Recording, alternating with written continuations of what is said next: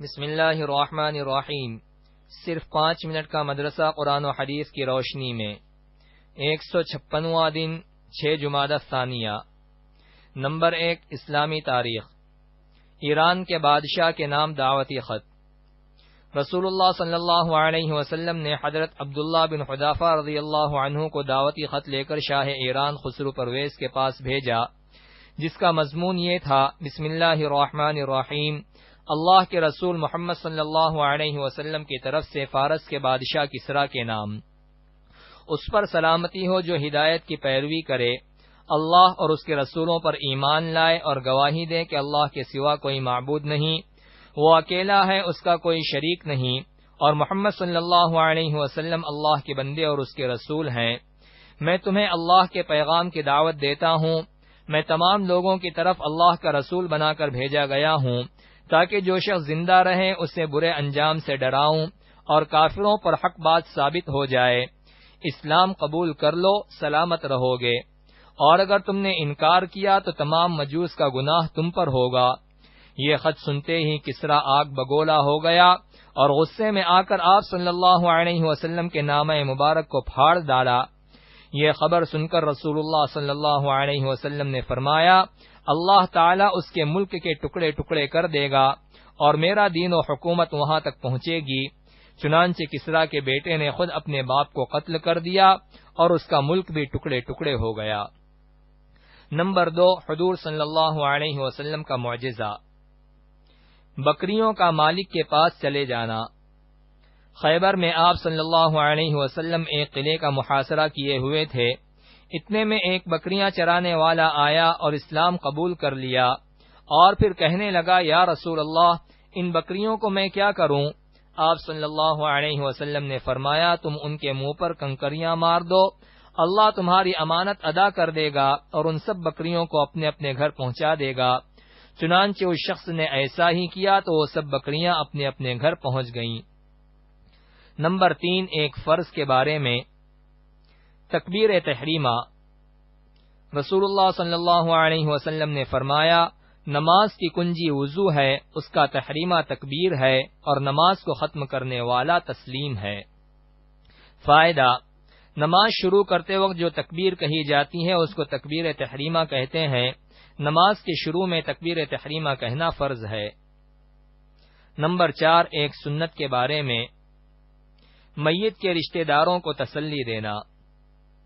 رسول اللہ صلی اللہ علیہ وسلم کے ایک نواسے کی وفات کا وقت قریب تھا تو آپ کی صاحبزادی نے آپ کو بلا بھیجا۔ آپ نے قاصد کو واپس کرتے ہوئے یہ تسلی بھرے الفاظ کہنے کا حکم دیا: ان للہ ما اخذ وله ما اعطى وكل شيء عنده باجل مسمى فلتصبر ولتحتسب۔ ترجمہ: جو کچھ اللہ نے لے لیا وہ اسی کا تھا، اور جو دیا ہے وہ بھی اللہ ہی کا ہے، اور ہر چیز اللہ تعالی کے نزدیک ایک مدت مقررہ تک کے لیے ہے۔ تم صبر کرو اور ثواب کی امید رکھو۔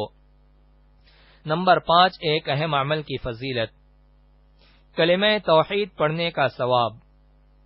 رسول اللہ صلی اللہ علیہ وسلم نے فرمایا: جو بھی بندہ کسی وقت بھی دن میں یا رات میں لا الہ الا اللہ کہتا ہے تو اس کے نامہ اعمال سے برائیاں مٹا دی جاتی ہیں اور ان کی جگہ نیکیاں لکھ دی جاتی ہیں۔ نمبر 6 ایک گناہ کے بارے میں، دین کو جھٹلانا۔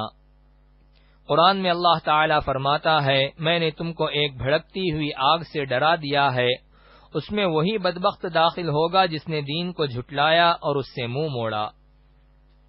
نمبر 7 دنیا کے بارے میں، نافرمانی اور بغاوت کا وبال۔ قرآن میں اللہ تعالی فرماتا ہے: اے لوگو، تمہاری نافرمانی اور بغاوت کا وبال تم ہی پر پڑنے والا ہے۔ دنیا کی زندگی کے سامان سے تھوڑا فائدہ اٹھا لو، پھر تم کو ہماری طرف واپس آنا ہے تو ہم ان سب کاموں کی حقیقت سے تم کو آگاہ کر دیں گے جو تم کیا کرتے تھے۔ نمبر 8 آخرت کے بارے میں، جنت کا بازار۔ رسول اللہ صلی اللہ علیہ وسلم نے فرمایا: جنت میں ایک بازار ہے جس میں خرید و فروخت نہیں ہے، اس میں صرف مرد اور عورتوں کی صورتیں ہیں، ان کو دیکھ کر جب آدمی کسی شکل کی تمنا کرے گا کہ میں بھی اس جیسا ہوتا تو اس کی شکل ویسی ہی ہو جائے گی۔ نمبر 9، طب نبوی سے علاج۔ زکام کا فوری علاج نہ کیا جائے۔ رسول اللہ صلی اللہ علیہ وسلم نے فرمایا، ہر انسان کے سر میں جذام یعنی کوڑ کی جوش مارنے والی ایک رگ ہوتی ہے، جب وہ جوش مارتی ہے تو اللہ تعالیٰ اس پر زکام مسلط کر دیتا ہے، لہذا زکام کا علاج مت کرو۔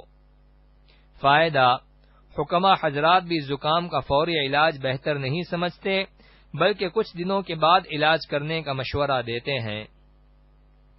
نمبر 10، نبی صلی اللہ علیہ وسلم کی نصیحت۔ رسول اللہ صلی اللہ علیہ وسلم نے فرمایا، اچھی طرح کھاؤ پیو پہنو اور صدقہ و خیرات کیا کرو، فضول خرچی اور تکبر سے بچو۔